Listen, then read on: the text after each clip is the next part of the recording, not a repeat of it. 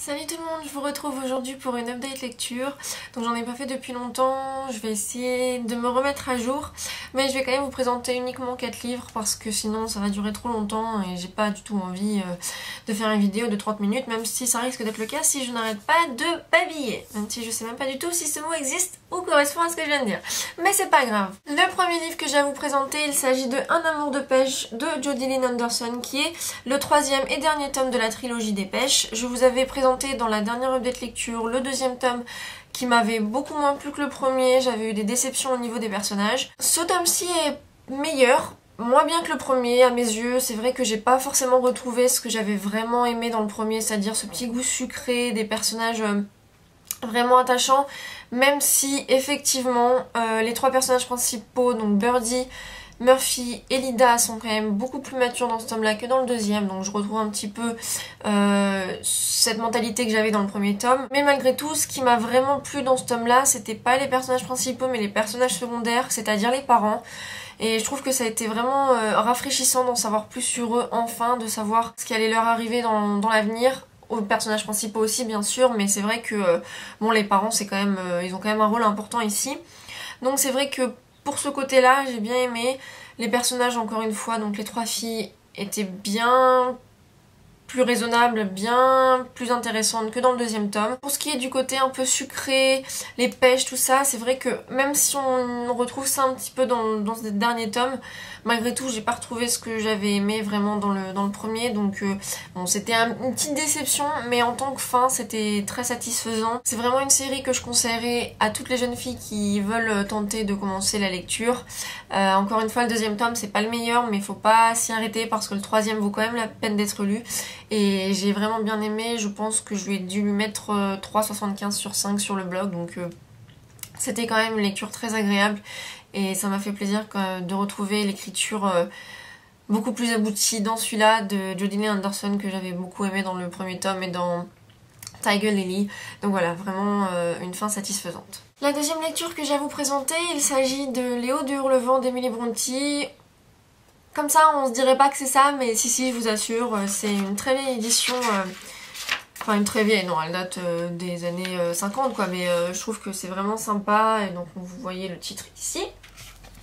Donc c'est un classique que j'avais envie de lire depuis longtemps, et en fait, celui-là, j'avais étudié quelques passages, mais c'est tout. Et vis-à-vis de ce que j'avais entendu, je pensais vraiment pas que ce serait ça. En fait, c'est pas du tout ce à quoi je m'attendais. Parce que tout le monde disait que le personnage principal, donc Heathcliff, il était... Enfin, ils avaient énormément de compassion pour lui.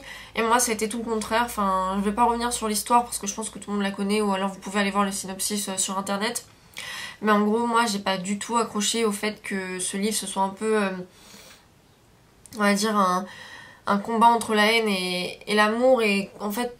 la dimension de la vengeance qui est liée à Heathcliff, moi je l'ai pas du tout apprécié. C'est pas quelque chose qui est dans ma nature et en fait je trouve qu'en fait il tombe plus bas que ce que les gens ont pu lui faire dans sa jeunesse. Et du coup pour moi j'ai pas du tout éprouvé de compassion pour lui.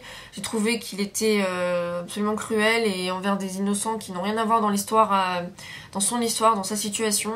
Donc c'est vrai qu'au niveau des personnages, que ce soit aussi les Catherine Earnshaw, elle, mais c'est insupportable, enfin je veux dire, plus hystérique qu'elle, c'est impossible.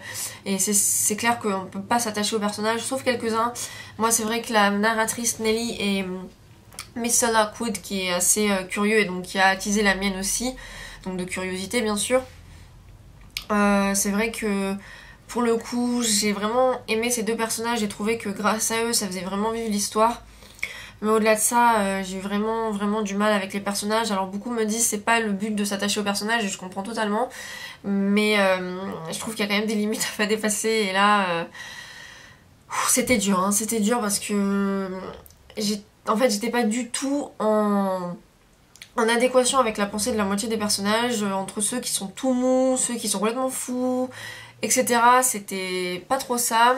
Et ensuite, effectivement, j'ai beaucoup aimé l'histoire, elle est unique, ça c'est certain, on va pas faire plus unique. J'ai apprécié les notions qu'Emily Brontë a abordées dans ce livre. Maintenant, c'est vrai que moi, les personnages, c'est vraiment quelque chose qui est important pour moi dans un livre. Et le truc, c'est que du coup, j'ai pas pu en profiter vraiment parce que je détestais les personnages, vraiment, ça a été une horreur de les lire.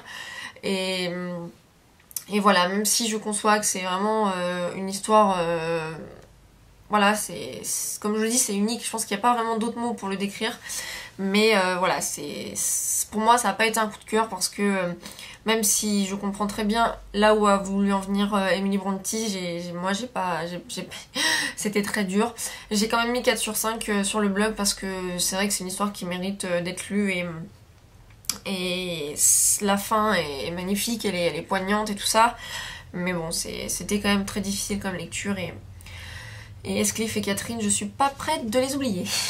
Ensuite, la troisième lecture que j'ai à vous présenter, il s'agit de Insaisissable, tome 2, Ne m'échappe pas de Tahir et ma fille, donc paru aux éditions Michel Lafon.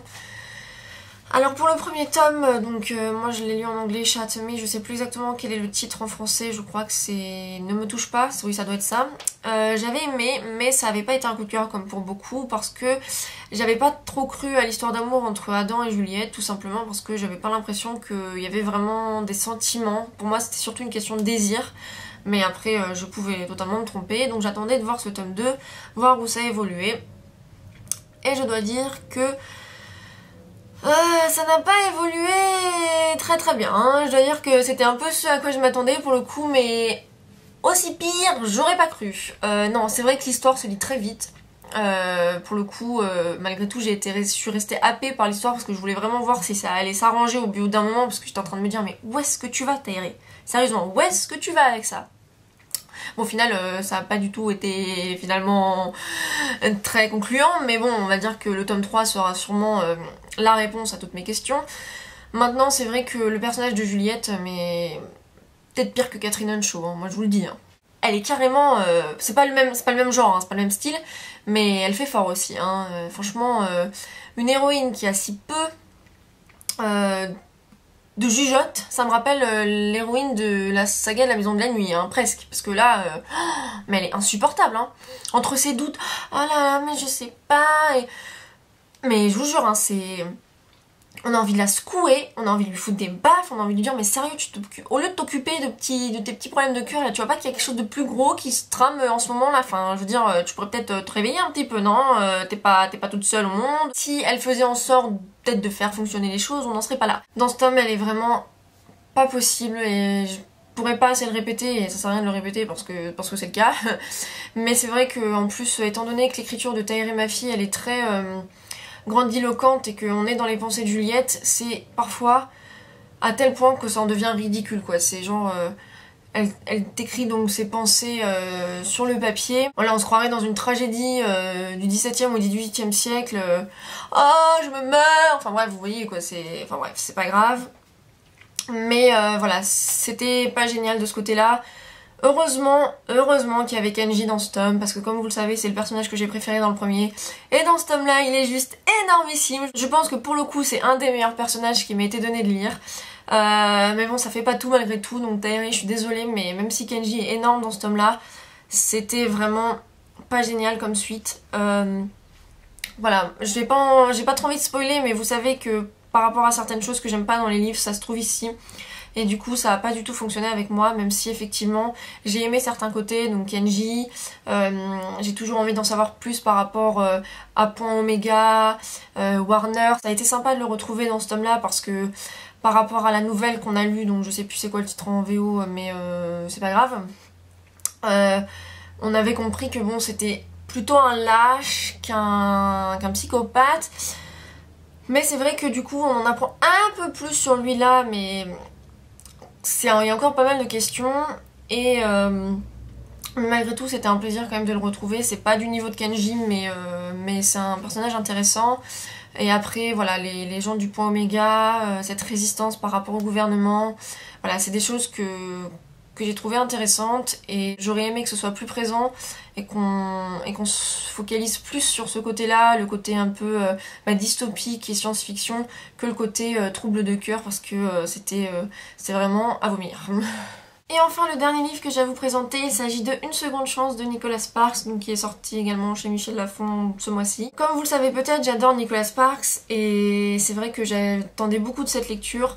Maintenant quand je l'ai lu, j'étais pas forcément dans le mood, ce qui fait que j'ai pas apprécié autant que je le voudrais.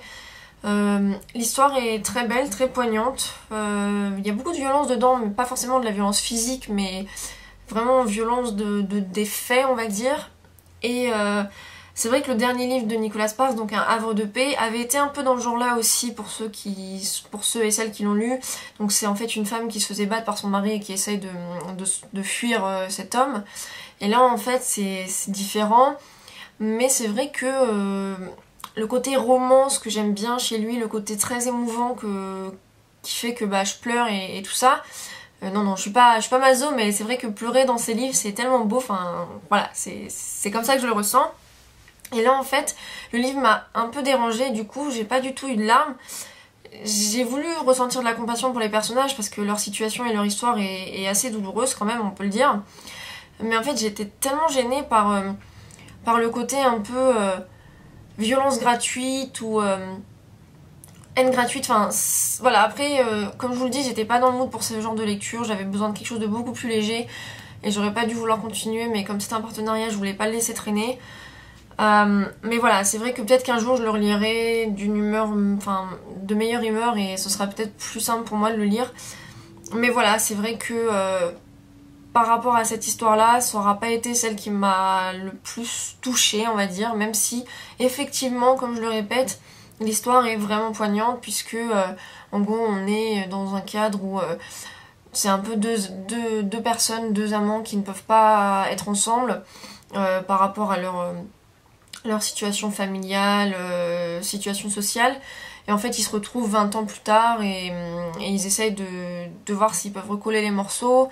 Mais il y a beaucoup de choses derrière qui font que leur amour n'est pas forcément possible. Et même si il y a de l'espoir, même si il y a quelque chose de très sensible et de très romantique, il y a vraiment énormément de haine, de violence. Et pas forcément au niveau de l'amour, je vais pas en dire trop non plus. Et du coup, bon voilà, j'ai pas eu le coup de cœur que j'ai eu pour d'autres, comme par exemple La Dernière Chanson ou À Tout Jamais, qui m'avait bouleversée et qui m'avait vraiment plu parce qu'il y avait quelque chose derrière qui me touchait particulièrement. Là, j'étais un peu dérangée, mais je le conseille quand même à beaucoup parce que l'histoire mérite d'être lue. Et ce qui est sûr, c'est que j'ai encore envie de lire plus de Nicolas Sparks pour voir un petit peu où se situent ses limites, où se situe un petit peu ce qu'il peut faire, et voilà. Donc je le conseille malgré tout à tous ceux ou toutes celles qui voudraient tenter du Nicolas Sparks. Donc voilà, c'était tout pour cette update lecture. Je vous retrouve bientôt dans une prochaine vidéo et je vous souhaite de passer une très bonne semaine. À bientôt, bye.